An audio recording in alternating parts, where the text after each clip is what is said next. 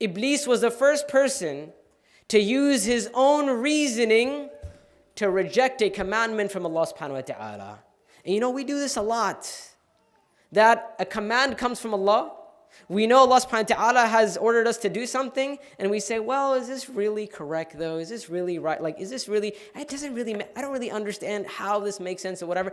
The first person to do that, the first one to do that was Iblis. And this is why for us, and you can take this as a principle, right? In Islam, we don't believe as Muslims that there's ever a contradiction between reasoning and revelation.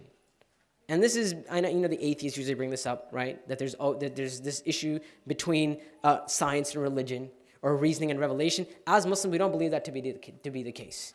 There will never be a contradiction between reasoning and revelation. If you find a contradiction, right, it is for a couple reasons. Either your reasoning is not sound.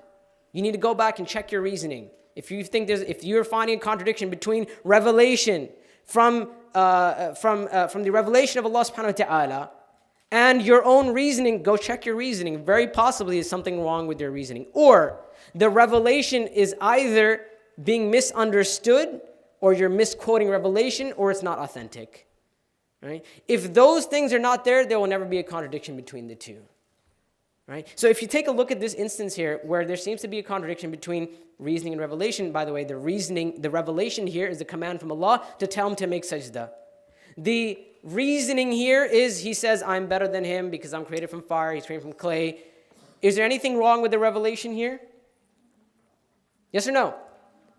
Is it being misunderstood? Is Iblis like, well, I don't know, what do you mean by sajda? Do you mean like lay down, or do you mean...